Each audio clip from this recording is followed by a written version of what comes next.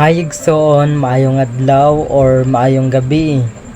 Another day and great opportunity to share the word of the Lord sa imuha karon. And before I share the word of the Lord, gusto lang ta kay encourage. No, I know nga ang imong kinabuhi is nakasa ka ng suffering, sacrifices, it because puno na ka sa problema sa kinabuhi. And puno na ka sa anxiety sa kinabuhi.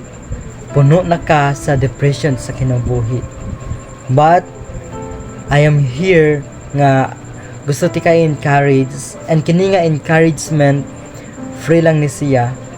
God loves you. No, luyo sa imong sacrifices in life, luyo sa imong kanang challenges in life. God loves you. And dili jud siya mapakyas, it because ang nature sa Ginoo is love. That's why I tell you, God loves you. No, always ta ginahigugma sa Ginoo. Wala siya ga matter sa ato ang mga sala, wala siya ga matter no sa atong mga nabuhat niya mga pagkakamali. But ang atong buhaton is kanang mangayo sa iyaha o kanang kapasayloan, mangayo sa iyaha o kanang forgiveness no sa atong mga nabuhat niya pagkakamali. The word of the Lord found in James chapter 1 verse 5.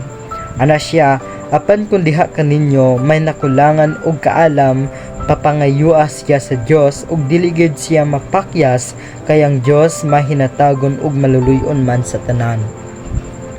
Mao ni ang gingon sa pulong sa Ginoo sa atoa.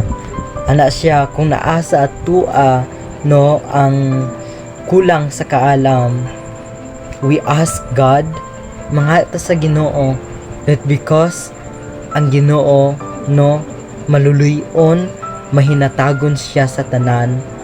Kini nga verses naga-remind sa atoa, ang Ginoo maayod jud. Ang Ginoo concerned siya sa atoa. Imagine that ingon niya kini no nga kung naa sa ato ang kanang makulangan no, kung naa sa ato ang kanang nakulangan sa kaalam, we ask him it because dili siya mapakyas no, tumanon jud niya nga hatagan ta niya og kaalam. That's why brothers and sisters, kini nga verses nag-remind siya sa ato no, mangayo ta sa Ginoo, mangayo ta sa Ginoo sa tanan-tanan, it because mahinatagon ang atong Ginoo.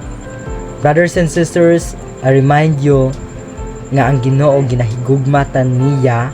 Ang Ginoo wala siya mapakyas no sa iyang mga gisaad sa ato.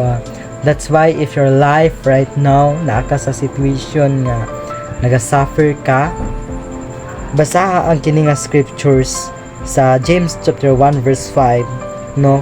If nakulangan ka sa knowledge or wisdom, ask him it because naa siya kanunay magahatag sa imuha og kanang kaalam na imong gikinahanglan.